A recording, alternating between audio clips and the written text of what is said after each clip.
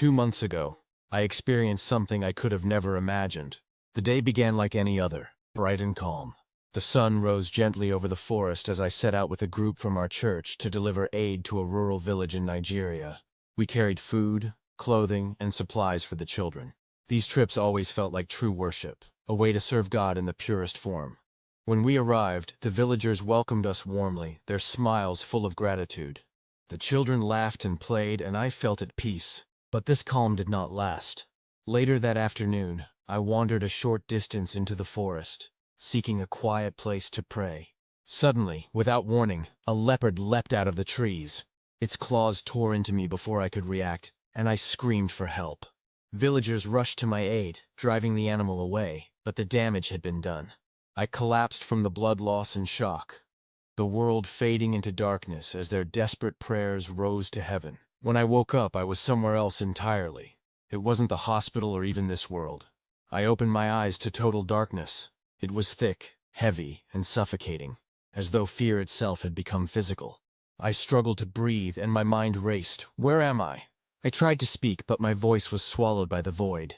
Suddenly, faint red light flickered around me like flames in the distance, but it brought no warmth or comfort. Instead, it filled me with dread. Then I heard them, screams. They weren't ordinary cries, but wails of unimaginable agony and despair. That's when I realized the horrifying truth. I was in hell. Shapes began to emerge from the fire. Twisted figures appeared, human, yet distorted by suffering. Some had flames bursting from their mouths. A voice whispered to me, "Lies and pride." Each burst of fire was a punishment for the lies they had spoken. I walked further and saw souls falling into a pit that seemed bottomless. They clawed to escape, but they were dragged back, over and over. The voice whispered again, "Greed for wealth." Their endless pursuit of money had condemned them to this torment. I felt paralyzed. How could I be here? Hadn't I spent my life serving God? I preached, I prayed, I helped others. Wasn't that enough? But as I stood among the suffering, I realized the truth. I too was part of this gathering. The thought terrified me. Had I unknowingly given in to pride, to materialism? Were my sermons always selfless? Or had I preached for my own glory? The heat around me grew unbearable, and the screams felt directed at me now, each one carrying a message. The voice whispered once more, "You are not here by accident." I dropped to my knees, tears streaming down my face. Why was I here? What had I done? Then the darkness shifted, and I entered another layer of torment. This place was worse. Towering pillars of fire lined the path before me, and on either side, people screamed in agony. Souls clutched their hands and mouths as flames erupted from them. The voice whispered, "Love of wealth." These people were being punished for their obsession with money and earthly pleasures. Farther ahead, I saw another group. Their flesh was torn apart, only to heal and be torn again. Their screams echoed in my mind, and I couldn't look away. The voice said, "Abuse of the innocent." These souls had harmed children, and now their suffering mirrored the pain they had inflicted. The weight of what I was seeing crushed me. If this was only the second layer, what lay deeper? The worst torment was still to come. I walked on and saw a group of souls with blood flowing from their eyes. They clawed at their faces, blind and desperate for relief. "Betrayal of faith," the voice whispered. These were people who had turned away from God, or misused their faith for selfish gain. As I watched in horror, something heavy appeared in my hand. I looked down and saw a golden ring. I knew it instantly. It was a gift I had accepted weeks earlier. It had seemed innocent at the time, but now I saw the truth. By taking the ring, I had let materialism take root in my heart. The voice spoke directly to me. "Materialism rots the soul." I fell to my knees again, the ring burning hot in my palm. Tears streamed down my face, but they evaporated in the heat. Was this really who I had become? A pastor who valued worldly things over God? I had thought myself righteous, but my pride and attachment to material possessions had led me here. The ring in my hand was not just a gift, it was a symbol of my failings. The darkness shifted once more, and I was completely alone.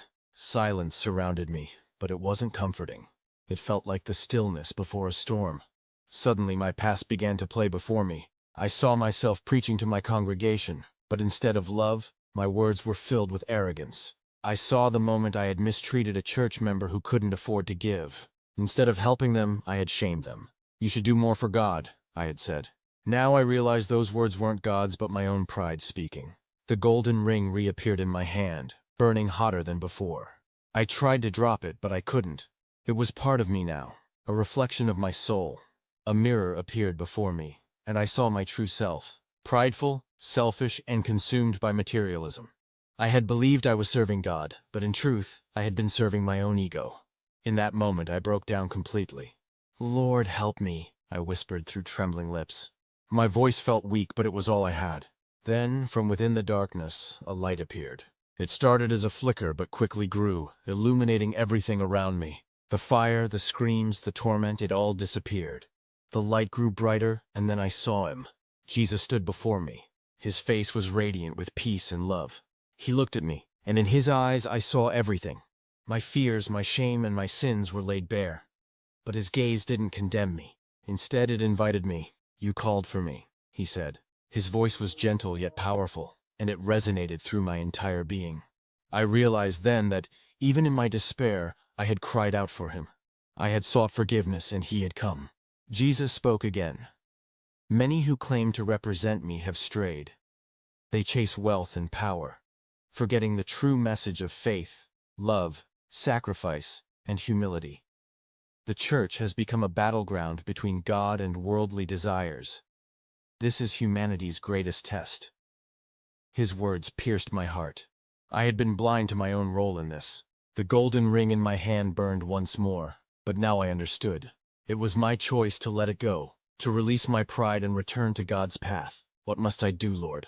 I asked through my tears. Jesus smiled with infinite compassion. "Teach others the truth. Show them the dangers of materialism and the beauty of my love. Lead them back to me." His light surrounded me, growing so bright that I could no longer see.